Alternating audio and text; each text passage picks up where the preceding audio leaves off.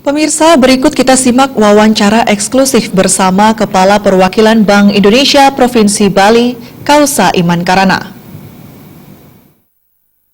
Om Swastiastu. Salam Indonesia, pemirsa Bali TV, apa kabar Anda? Kembali berjumpa dengan saya dalam program wawancara eksklusif. Dan kali ini saya sudah berada di kantor perwakilan Bank Indonesia Provinsi Bali. Dan di sebelah kanan saya sudah hadir langsung Kepala Perwakilan Bank Indonesia Provinsi Bali, Bapak Kausa Iman Karana. Om Swastiastu. Om Swastiastu. Apa kabar Pak Iman? Astungkara baik kabar. Astungkara baik. Walaupun sudah di penghujung tahun dan acaranya pasti padat ini Pak. Dan kebetulan pagi ini kan cuaca sangat cerah, ini mudah-mudahan juga secerah nanti ekonomi di Bali tahun 2018. Betul, amin Astungkara Pak. Pak Iman, kalau melihat flashback di 2017 Pak, bagaimana Bapak melihat evaluasi perekonomian Bali di 2017 mungkin terkait pertumbuhan termasuk inflasi Pak? Ya, sebetulnya kalau kita bicara ekonomi Bali, kita juga tidak bisa melepaskan diri dari faktor lingkungan. Jadi lingkungan kita secara global sebetulnya juga kebetulan ekonomi global juga membaik, di mana diperkirakan akan tumbuh sekitar 3,6 yang global ya, yang dunia. Dan kebetulan mitra dagang Bali seperti Amerika dan juga dari Tiongkok itu juga mulai membaik juga ekonominya. Itu dari sisi ekonomi dunia ataupun global. Kemudian dari sisi ekonomi nasional, demikian juga adanya, jadi juga sudah mulai membaik juga. Jadi bisa dikatakan bahwa di tahun 2017 ini adalah merupakan masa pemulihan ekonomi, baik global, kemudian nasional, dan terutama juga di Bali. Hingga triwulan 3 2017, ekonomi di Bali sebetulnya mencatat pertumbuhan yang cukup bagus ya, yaitu 6,22% dibandingkan triwulan 2 yang 6,01. Dan ini jauh di atas nasional gitu ya. Hanya sedikit ada semacam shock itu di triwulan 4 ini, di mana ada kejadian erupsi Gunung Agung. Dan setelah kita lihat memang ini pengaruhnya cukup bisa menarik pertumbuhan ekonomi Bali, namun tetap masih di atas nasional pertumbuhannya. Sehingga dengan ada kejadian ini, backbone Bali ini kan pariwisata ya.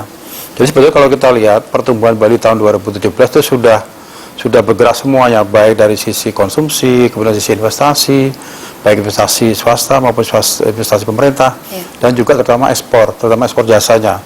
Semua sudah bergerak sebetulnya mesinnya.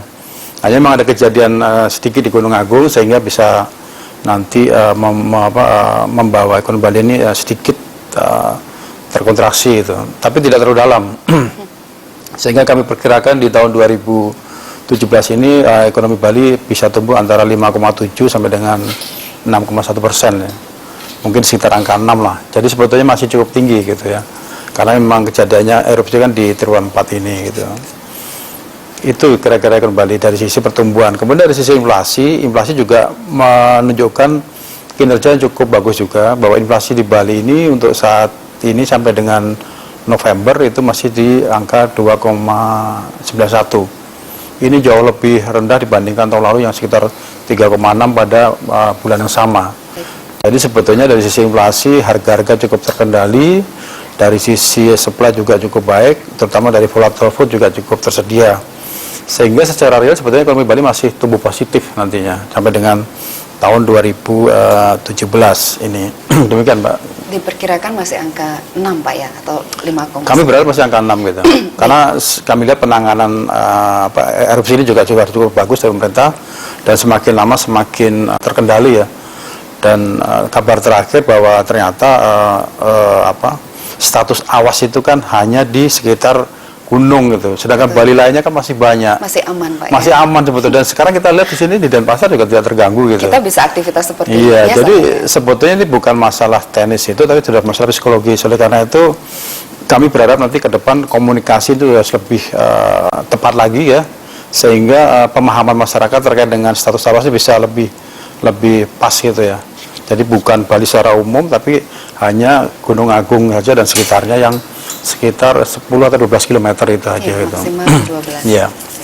Baik Pak Iman, kalau tadi kita sudah kilas balik ini di 2017, kalau proyeksi di 2018 seperti apa Pak? Ini kan ada juga informasi bahwa tadi Bapak sudah membahas tentang Gunung Agung, mungkin prosesnya belum bisa diestimasi berapa lama. Ya. Namun dari kondisi yang ada sekarang, proyeksi 2018 seperti apa Pak? Iya, tadinya kami memang mengkhawatirkan kondisi Gunung Agung ini akan erupsinya agak sulit diprediksi ya, artinya dampaknya itu. Ya. Tapi ternyata berdasarkan penjelasan dari Bapak Gubernur yang 2 hari lalu ya, dan juga beberapa hari ini, plus juga setelah kami mendengar langsung dari otoritas yang memang berwenang untuk menangani ini, baik dari Kepala BPBD, kemudian juga dari BMKG, terus kemudian juga dari otoritas bandara, Angkasa Pura, justru kami timbul optimisme gitu ya, bahwa ternyata dampak erupsi itu tidak seheboh yang semula kita bayangkan. Jadi itu bisa dilokalisir di sekitar Gunung Agung dan Karangasem khususnya itu. Tapi dampak ini seperti yang kita sekarang rasakan, saat ini kan Gunung Agung sedang erupsi nih sebetulnya. Iya. Penjelasan sedang erupsi, tapi sekarang kan sudah mulai artinya erupsinya kan ringan ya. Jadi jangan khawatir, artinya erupsi ini berpengaruh di sana gitu. Sehingga kami masih bisa nanti katakanlah menghimbau rekan-rekan kita, mitra kita untuk melakukan event-event di Bali gitu ya, event di Bali dan juga melakukan kegiatan di Bali. Ini yang bisa mengundang pariwisata. Jadi berdasarkan penjelasan dari otoritas, dari Pak Gubernur, kami masih meyakini bahwa dampaknya nanti bisa kita mitigasi ya, dan kita juga bisa memproyeksikan ekonomi ke Bali ke depan tetap di atas 6. Yaitu kami memproyeksikan tahun 2018 sekitar 6 sampai 6,4% masih tumbuh. Terutama nanti akan ada event yang besar, yaitu event pertemuan tahunan IMF dan World Bank di bulan Oktober 2018, di mana akan hadir sekitar 15.000 peserta dan dari 189 negara. Event ini harus ditangkap dengan baik dan dikelola dengan baik sehingga nanti bisa menimbulkan multiplier efek yang positif bagi perekonomian di Bali gitu. Baik, Pak Iman, tadi ini satu kabar gembira ya untuk pelaku pariwisata yang juga berpengaruh ke sektor lainnya. Nah, pertemuan IMF nanti di 2018 bulan Oktober itu mudah-mudahan nanti menjadi satu harapan tersendiri. Nah, kalau Bapak melihat dari kondisi yang sekarang sampai menunggu dengan Oktober, untuk recovery kondisi atau sektor pariwisata sendiri masih butuh waktu berapa lama Pak? Ya tentunya saat ini kan yang terpukul memang industri pariwisata ya, mulai dari travel, restoran, hotel gitu, dan kami juga sudah mendengar langsung dan juga sudah komunikasi dengan kawan-kawan di pariwisata gitu. Tapi kami optimis seandainya nanti kita sudah mulai mengkomunikasikan terkait dengan erupsi ini ke masyarakat dengan baik ya, sesuai dengan kondisi yang ada, bahwa memang dampaknya itu di sekitar sana. Kami optimis nanti pariwisata bisa recovery lagi dalam waktu segera gitu. Yang penting kita menginformasikan ya sesuai dengan kondisi yang ada gitu, bahwa status awas itu hanya di Gunung Agung, tapi Bali semua itu masih normal sebetulnya gitu. Kalaupun ada dampak debu yang mengganggu penerbangan, itu kan juga tidak selamanya ya, tergantung arah angin ternyata. Kalau hari ini anginnya ke barat daya mungkin terdampak, tapi kalau anginnya ke barat atau ke timur selama ini juga nggak terdampak. Padahal sekarang ini kan ada debu juga di udara gitu ya. Nah itulah yang harus kita komunikasikan kepada teman-teman kita di luar Bali gitu, bahwa Bali masih aman untuk dikunjungi. Kalaupun bandara ditutup, itu juga ada alternatif jalan lain, yaitu melalui darat. Terus kita bisa ke Banyuwangi ataupun ke Surabaya gitu. Jadi sebetulnya tidak ada yang sangat dikhawatirkan gitu. Meskipun kita juga harus tetap berdoa semoga Gunung Agung ke depan semakin anteng ya, semakin tenang gitu ya. Baik. Itu sih. Gitu. Nah, selain pariwisata Pak, selama ini yang menjadi andalan Bali, sektor lain apa yang mendesak untuk digarap kalau Bapak melihat potensi Bali ini Pak? Potensi Bali kan sebetulnya seluruh Bali itu kan dari Akmamin ya, akomodasi makan minum, kemudian pertanian dan transportasi. Artinya ada potensi lagi adalah pertanian dalam arti luas ya. Pertanian dalam arti luas itu artinya ada pertanian hortikultura, kemudian ada juga perkebunan, ada juga perikanan di sana. Nah, Bali ini sebetulnya ekspor utama itu yang kami lihat yang paling bagus adalah perikanan, ikan tuna dan ikan pengalengan. Ada pabriknya di sini, ada di Benoa dan juga di Jembrana, ada 2 itu. Nah ini harus genjot itu. Jadi perikanan, nah, itu harus kita genjot terus, yaitu ikan tuna dan juga tadi itu kan sarden ya. Ikan tuna ini pasarnya sangat luas di Jepang. Ikan segar ini harganya cukup tinggi juga gitu. Ini harus digenjot. Kemudian ada juga di Buleleng itu juga ada ikan juga gitu. Jadi ikan bisa jadikan alternatif untuk mendorong ekspor. Kemudian perkebunan. Di Bali ada potensi yaitu kopi dan juga kakao. Kakao ini sebetulnya adalah komoditas yang demandnya sangat tinggi. Dan sebetulnya yang punya kakao ataupun tanah yang bagus adalah mungkin hanya Afrika dan juga di Indonesia.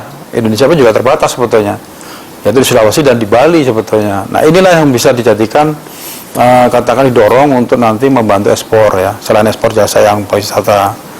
Nah kemudian kopi, tentunya kita udah tahu lah kopi Arabica Bali itu sudah luar biasa karena dia punya tes yang spesifik dengan sitrusnya itu ya. Itu dari sisi itu. Kemudian berikutnya setelah yang dari pertanian tadi ada lagi adalah industri kerajinan. Industri kerajinan Bali ini kan sudah luar biasa ya. Talenta masyarakat Bali kita akui sangat baik, itu mulai dari masalah pertenunan atau tenun yang kita pakai sekarang ini endek. Kemudian juga masing-masing daerah kan punya tenun spesifik ya, mulai dari Singaraja, kemudian Jembrana, Kelungkung, dan juga Karangasem, masing-masing punya ini sendiri. Nah ini harus kita dorong terus gitu dengan inovasi model, inovasi desain dan sebagainya. Kemudian kerajinan kayu, keukiran pastilah ya di Ubud. Kemudian kerajinan perak itu juga bisa menjadikan potensi yang bisa didorong terus gitu. Jadi beberapa hal yang bisa kita dorong ya, selain tadi itu masalah pariwisata, itu pertanian dalam arti luas, dalam perikanan, kemudian perkebunan, dan juga industri-industri yang kreatif tadi itu. Baik, Pak Iman, ini terkait dengan kondisi dampak dari Gunung Agung. UMKM mungkin sudah merasakan, ada yang sudah dilakukan dari Bank Indonesia mungkin satu kondisi tertentu untuk UMKM, LPD, dan beberapa sektor? Iya, tentunya UMKM kan terdampak juga ya terhadap ini. Kami tentunya terus-menerus akan membantu untuk pengembangan UMKM ya.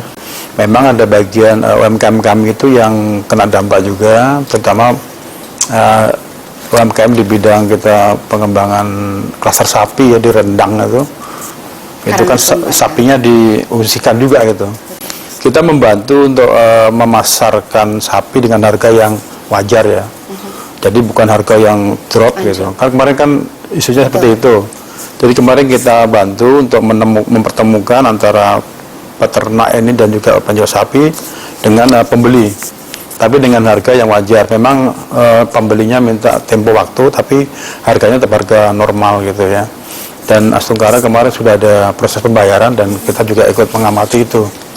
Itu dari sisi itu. Dan namun demikian sistem yang kita sudah ciptakan tidak akan punah ya. Artinya sistemnya sudah terbentuk. Nanti kalau memang sudah Gunung Agung normal kembali, saya yakin dengan semangat kawan-kawan UMKM kita yang sudah kita bina itu bisa normal lagi gitu. Karena mereka sebetulnya saya lihat tidak putus harapan, tapi mereka tetap optimis gitu ya. Kemudian juga yang cabai itu juga di Ababi kita juga terkena juga. Tapi sudah kita inikan juga ke nanti kita tangani juga itunya UMKM-nya. Terus yang lain-lainnya juga kebetulan semangat gotong royong masyarakat Bali cukup tinggi ya, yang mengayu beraya itu. Menyamu beraya itu cukup tinggi. Jadi mereka saling bantu-membantu sih gitu. Jadi untuk saat ini memang yang penting adalah keselamatan jiwa dulu ya. Nah, nanti berikutnya baru kita mulai lagi lah gitu. Jadi intinya itu, dan kemudian terutama untuk yang masalah terkait dengan pembiayaan ataupun kreditnya, itu memang kami sudah menyampaikan ke teman-teman di OJK, dan teman OJK juga sudah meneruskan ke Jakarta untuk ada semacam kebijakan tertentu lah untuk mereka ini terkait dengan pembayaran katakanlah bunga ataupun bayaran pokoknya itu. Tapi hebatnya teman-teman UMKM di Bali, mereka tidak minta dihapuskan, tapi hanya minta ditunda saja. Perpanjangan waktu bayar. Ya semacam itulah, semacam cuti bayar dulu lah gitu. Tapi semua kebijakan di teman OJK nantinya untuk hal ini. Pak Iman, terakhir apa harapan Bapak untuk tahun 2018 dan selanjutnya, Pak? 2016 dengan melihat dan juga dari penjelasan Pak Gubernur terkait dengan erupsi Gunung Agung, kemudian juga dengan dari otoritas yang terkait, kami optimis nanti Provinsi Bali secara luas itu tetap tumbuh baik ya, dan apalagi dengan banyaknya event-event internasional yang sudah mendorong pembangunan infrastruktur ya. Jadi adanya event IMF itu kan infrastruktur dibangun tuh, mulai dari underpass, kemudian juga perluasan bandara juga itu masih berlangsung tuh. Kemudian juga counter untuk check-in juga diperbanyak di bandara, kemudian juga nanti pengolahan sampah di Suwung itu juga bagian dari investasi karena memang ada event internasional gitu. Kemudian juga GWK kita dipercepat juga bangunnya. Jadi dengan berbagai hal tadi itu kami optimis Bali tetap tumbuh di atas nasional nantinya. Yang penting kita tetap optimis dan semangat terus gitu untuk bagaimana kita saling bekerja sesuai dengan profesi kita masing-masing gitu. Bahwa ada erupsi ya kita tetap waspada ya, tapi kita melihat bahwa erupsi itu dampaknya tidak terlalu banyak mengganggu ke kegiatan di area yang di luar KRB itu ya gitu. Jadi ya Bali tetap tumbuh baik di tahun 2018 nantinya. Baik. Pak Iman, terima kasih banyak atas waktunya. Ya. Jadi selamat bertugas walaupun di akhir tahun dan padat, Pak, tetap sehat.